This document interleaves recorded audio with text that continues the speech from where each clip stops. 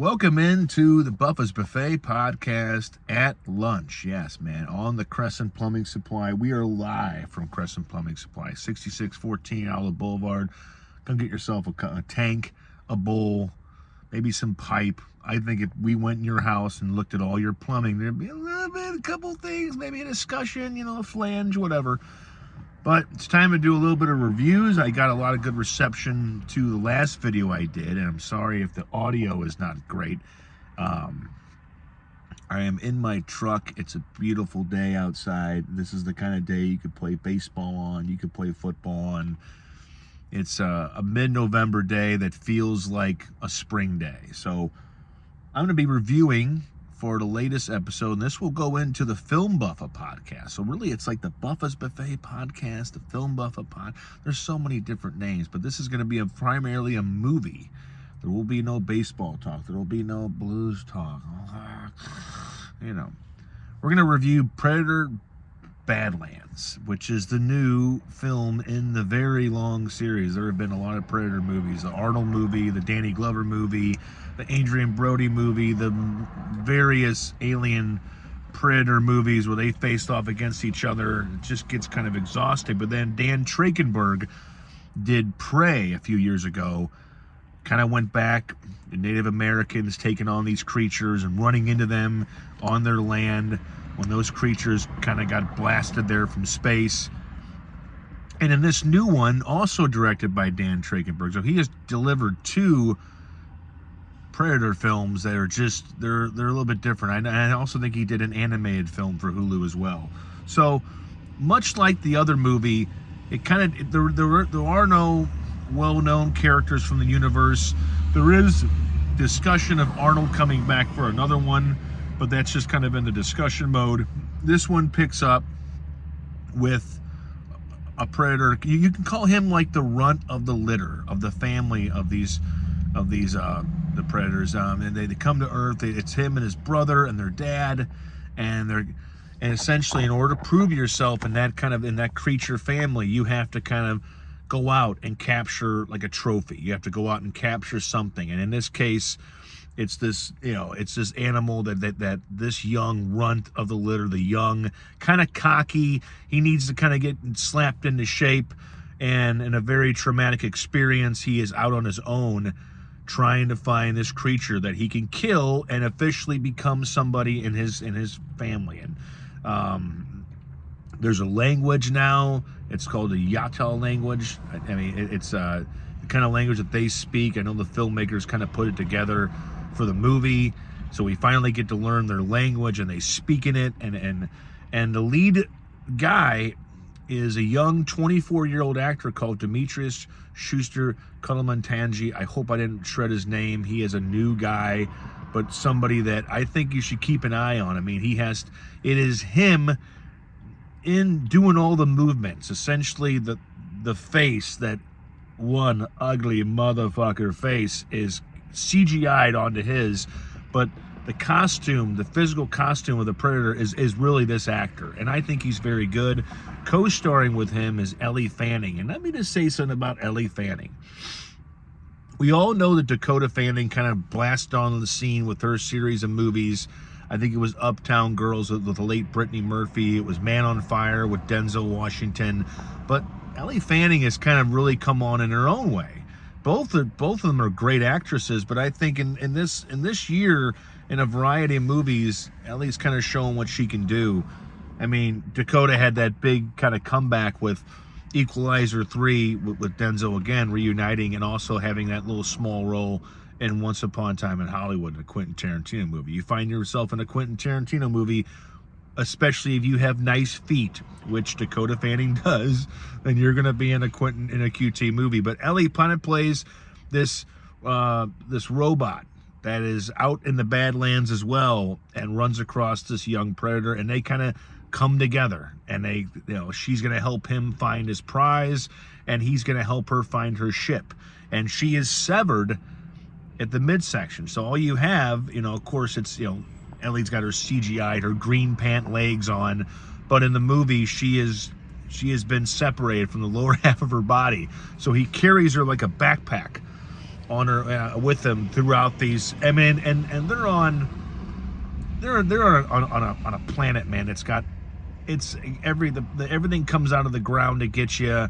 The trees and the plants and everything can kind of come out and just kill you. And so they have to survive this, and then she has to get hooked back up with her ship. And there's also another Ellie Fanning. She plays two roles. She plays kind of like the evil and the good sister, and they have a confrontation later on in the movie. You know, if you're a fan of these films, this is a very good entry. I don't think it's the best. The original Arnold Schwarzenegger 1984 movie is always going to be my favorite. I mean, and all of them have their own little qualities, you know. But this one harkens back to what Prey did a few years ago, where it shows you how these creatures, it doesn't exactly make them good guys, but this is the closest you're going to see a predator become a good guy. He's playing a protagonist.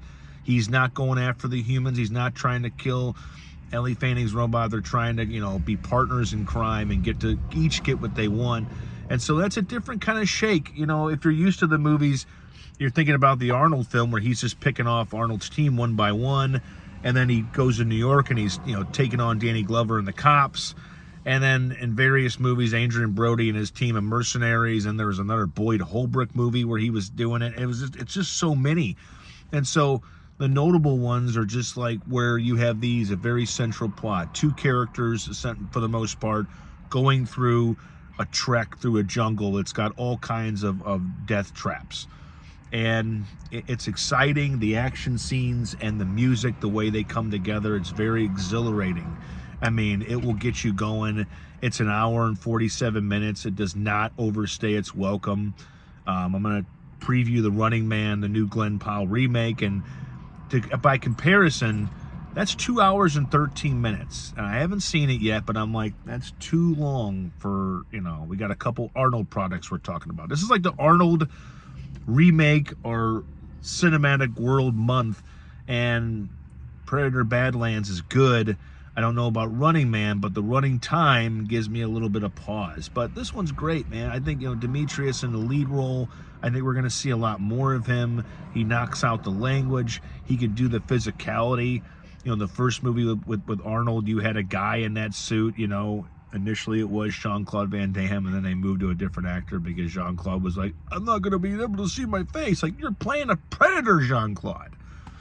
Anyway, I think the casual fans, if you haven't seen one Predator movie since maybe the Arnold flick, I think you'll like this one. It offers something fresh. It offers something exciting.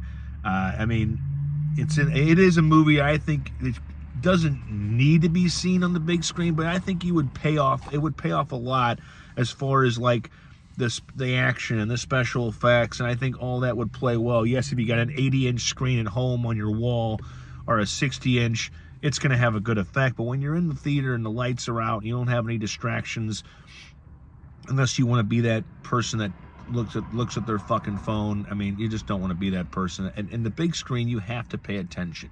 You have to there is no bathroom, there's no kitchen, there's no nothing. You don't really want to leave. You're going to miss something. And I think that adds something to it as I adjust, because I'm in the truck and it's like every other angle I have where it's going to be like this. Oh, sideways reviews.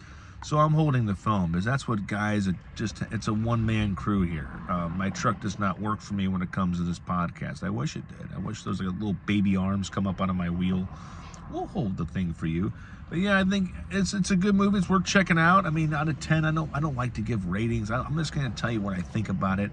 Thumbs up. How many cups of coffee out of 5 if it was my, you know. I think, but this movie, if we're going to go that way, I think it would be like one of those B+ movies. I don't think it goes into the A- or the A. I don't know. I have to see it again.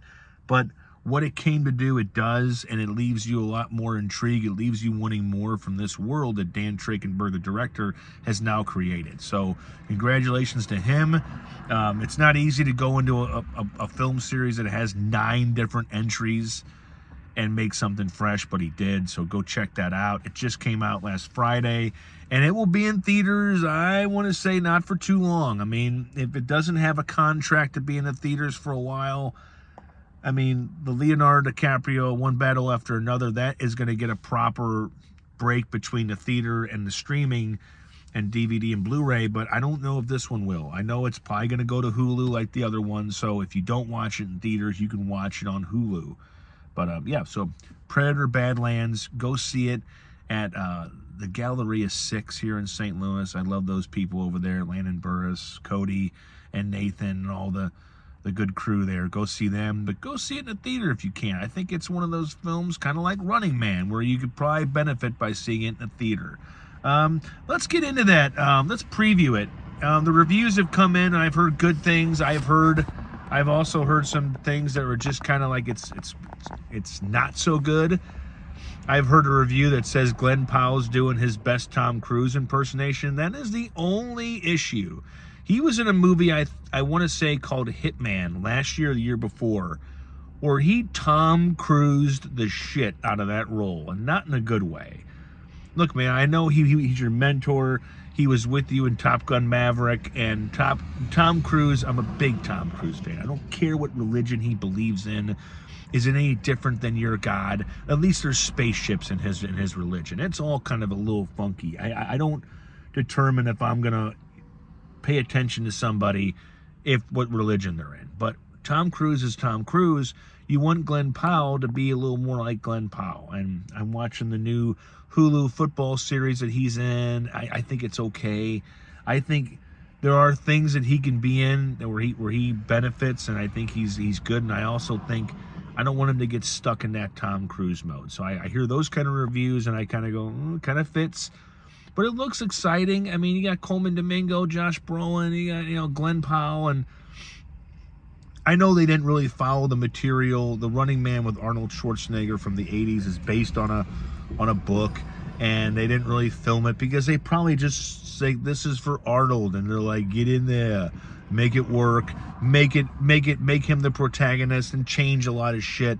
I think they did that, but I also think that some films don't need to be remade. I know Edgar Wright did it. He's a good director. He did Baby Driver. I mean, you got to give him at least the time of day. But my hopes are kind of right in the middle. I think it could be good. It could be surprisingly very good, or it could just be ho-hum. We didn't really need this.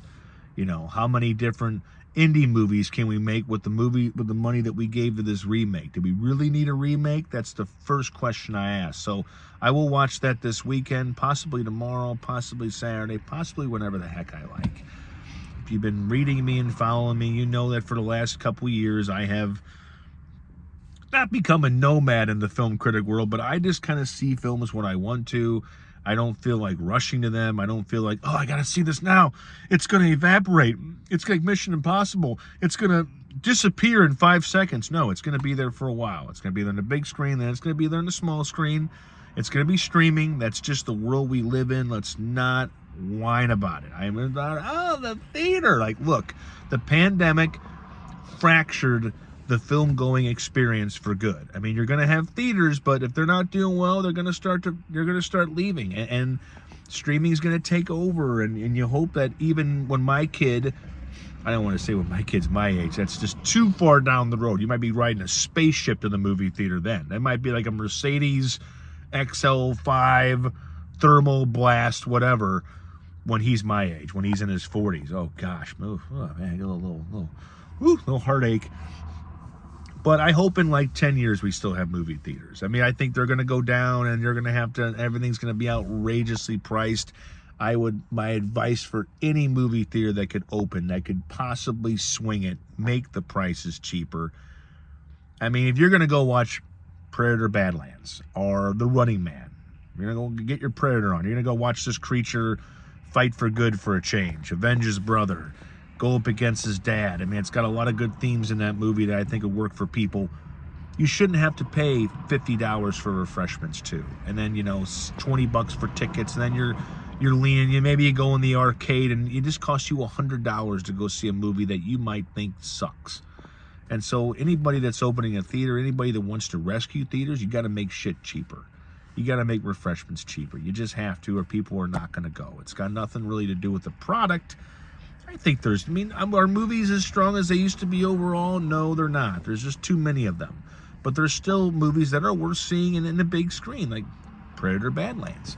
And there you go. It's a perfect action adventure to go take.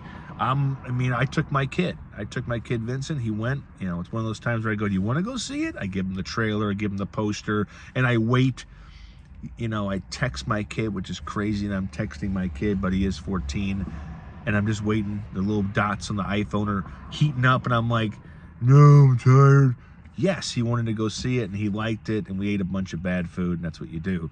But these movies are just like, you can't fight with that. So streaming is going to take over, but there's movies like this and maybe Running Man are worth seeing. One more thing I wanted to touch on before I jump out of here and get back to work. Picking up, laying down pipe. I don't install it, but I do pick it up and I do lay it. So there it is. I want to talk about Christy, the new Sydney Sweeney movie coming out about the great boxer, the great American, probably the most well-known female boxer, Christy Martin, who had some drama off the screen or out of the ring. She pounded the shit out of women in the ring, and then she had some husband troubles, and she had some violent troubles outside of the ring. It's domestic abuse and all that terrible shit. But the movie didn't do well in opening weekend. It opened on over 2,000 screens, and it was one of the lowest openings. And this happened with Dwayne "The Rock" Johnson's movie, the Smashing Machine. Nobody really showed up for that one. I have a very clear reason for you. Moviegoers these days are very picky about what they want to watch and very picky about how they want their actors presented, what they want them playing. Unfortunately, due to Sydney Sweeney being gorgeous, and they don't want to see her with all this muscle on and all this chugging chicken and protein and putting on a little bit of muscle weight to play Christy Martin. They want to see her in Anyone But You with Glenn Powell in a bathing suit, in a two-piece bathing suit. You're not going to see me complain. I'm not going to go, "Oh, I'm not going to watch that. Cover my eyes." But this is not a movie that was made for those purposes. This was a movie where Sydney Sweeney and the director, they took a chance. They're like, "Here, this is this gorgeous young star. We're going to not ugly her up, but we're going to take away that glam, and we're going to give her a real role to play," just like Johnson did with Mark Kerr. And they want The Rock playing The Rock. Like Emily Blunt said, he's played The Rock for almost his entire career. It's not his fault. You crumble, you fall into a niche, and you just start playing that role. And he changed it up, and that's what Sydney Sweeney did. Everybody wants to see her take her clothes off, get naked, wear as least of clothes as possible, do a remake of Striptease is what everybody wants her to do. But no, she's like, "I'm going to go for the Oscar." And she said that. And everybody kind of went after her. Even Ruby Rose, who was supposed to be in the role in the first place but didn't get in there. She was the woman that took on John Wick, I want to say, in the second film. I'm going to say this once again about box office and moviegoers. Don't worry about it. It is not your concern what a movie makes, what it costs. I know it's interesting, and I've put it in articles, and I've talked about it.